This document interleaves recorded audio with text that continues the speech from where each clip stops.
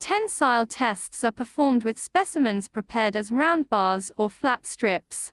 The simple round bars are often used for testing only the weld metal, sometimes called all-weld metal testing. This test can be used on thick sections where base metal dilution into all of the weld metal is not possible. Round specimens are cut from the center of the weld metal. The flat bars are often used to test both the weld and the surrounding metal. Two flat specimens are used, commonly for testing thinner sections of metal. When testing welds, the specimen should include the heat-affected zone and the base plate. If the weld metal is stronger than the plate, failure occurs in the plate. If the weld is weaker, failure occurs in the weld. After the weld section is machined to the specified dimensions, it is placed in the tensile testing machine and pulled apart. A specimen used to determine the strength of a welded butt joint for plate. Welded butt joints. The three methods of testing welded butt joints are: 1. The nick break test. 2. The guided bend test, and 3. The free bend test. It is possible to use variations of these tests. Nick break test.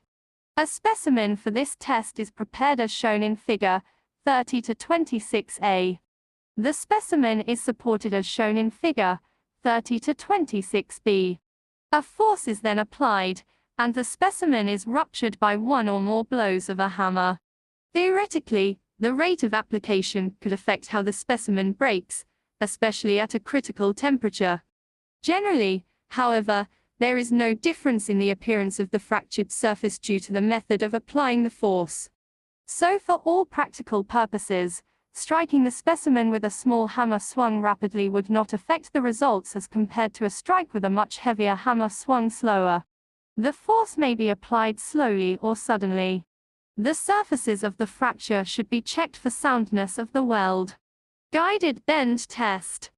To test welded, grooved, butt joints on metal that is 3/8 in 10 mm, thick or less, two specimens are prepared and tested: one face bend and one root bend, Figure 30 to 27a and b.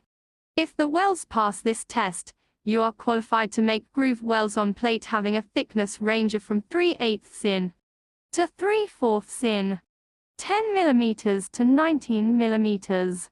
These welds need to be machined as shown in Figure 30 to 28a. If these specimens pass, you will also be qualified to make fillet welds on materials of any unlimited thicknesses. For welded, grooved, butt joints on metal 1/2 in 13 mm thick, two side bend specimens are prepared and tested, Figure 30 to 28b. If the welds pass this test, you are qualified to weld on metals of unlimited thickness. Alternate bend/free bend test. The initial bend may be made by placing the specimen in the jaws of a vise with 1/3 the length projecting from the jaws. The specimen is then bent away from the gauge lines through an angle of 30 degrees to 45 degrees by blows of a hammer.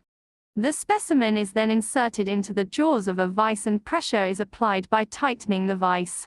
The pressure is continued until a crack or depression appears on the convex face of the specimen. The load is then removed.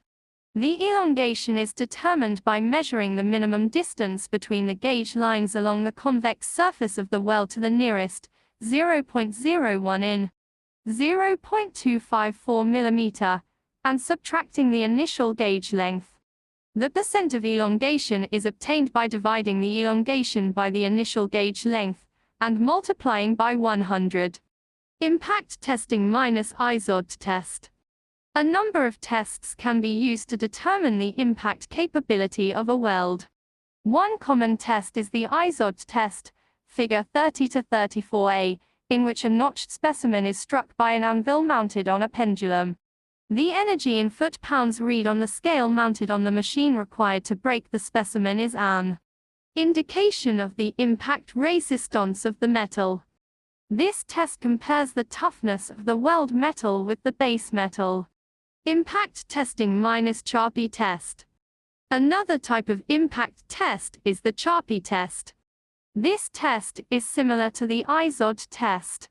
The major differences between the tests are that the IZOD test specimen is gripped on one end and is held vertically and usually tested at room temperature, and the Charpy test specimen is held horizontally, supported on both ends, and is usually tested at a specific temperature.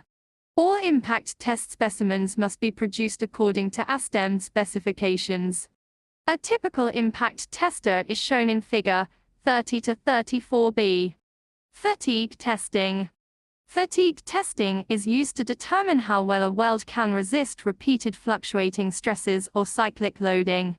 The maximum value of the stresses is less than the tensile strength of the material. Fatigue strength can be lowered by improperly made weld deposits, which may be caused by porosity, slag inclusions, lack of penetration, or cracks. Any one of these discontinuities can act as a point of stress, eventually resulting in the failure of the weld. In the fatigue test, the part is subjected to repeated changes in applied stress. This test may be performed in one of several ways, depending upon the type of service the tested part must withstand. The results obtained are usually reported as the number of stress cycles that the part will resist without failure, and the total stress used. In one type of test, the specimen is bent back and forth. This test subjects the part to alternating compression and tension.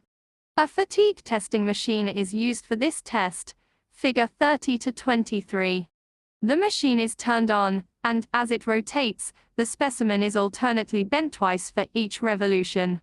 In this case, failure is usually rapid.